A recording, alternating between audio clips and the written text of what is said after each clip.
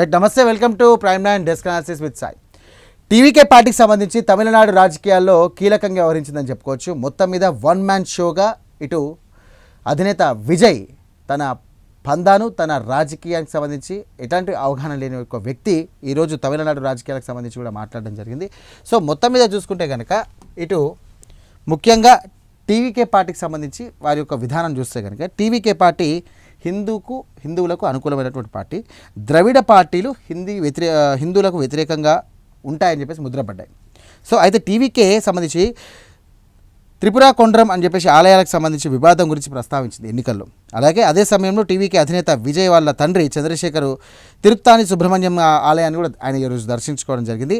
మతం వేరైనప్పటికీ కూడా అందరికీ కూడా సమానంగా చూసే విధంగా కూడా టీవీకేకి సంబంధించినటువంటి పార్టీ, టీవీకే నాయకులు కూడా ముందుంటారని చెప్పేసి ఒక స్లోగన్ అండ్ ఒక మెసేజ్ కూడా ఇవ్వడం జరిగింది. సో ఇటు తిరుప్పార కొండలకు సంబంధించినటువంటి వివాదాలకు సంబంధించి కూడా గతంలో ఎన్నికల్లో కూడా చూసుకున్నట్టయితే ఎన్నికల్లో కూడా ఆయన ప్రస్తావించారు.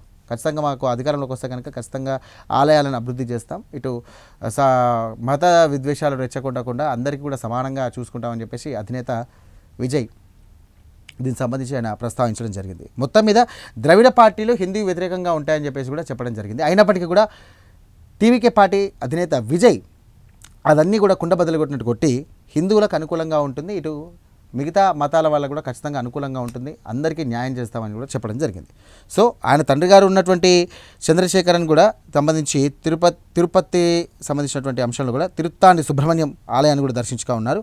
అలాగే తిరుప్పార కొండరం ఆలయం సంబంధించినటువంటి వివాదం కూడా ఆయన మాట్లాడడం జరిగింది. సో ఈ ఎన్నికలు గెలిస్తే కనుక ఖచ్చితంగా సభండ వర్ణాలకు అలాగే సభండ మతాలకు కూడా ఆయన ఖచ్చితంగా న్యాయం చేస్తారని చెప్పేసి చెప్తా ఉన్నారు. మరి చూడాలి, ఆయన అధికారంలోకి వస్తే కనుక ఖచ్చితంగా ఇది ఎలా జరుగుతుంది, అలాగే హిందూ వ్యతిరేక పార్టీగా ముద్ర వేసుకుంటారా లేకుంటే హిందూకు న్యాయం చేసే విధంగా కూడా హిందూ అనుకూల పార్టీగా ఆయన ముద్ర వేసుకుంటారనేది చూడాలి.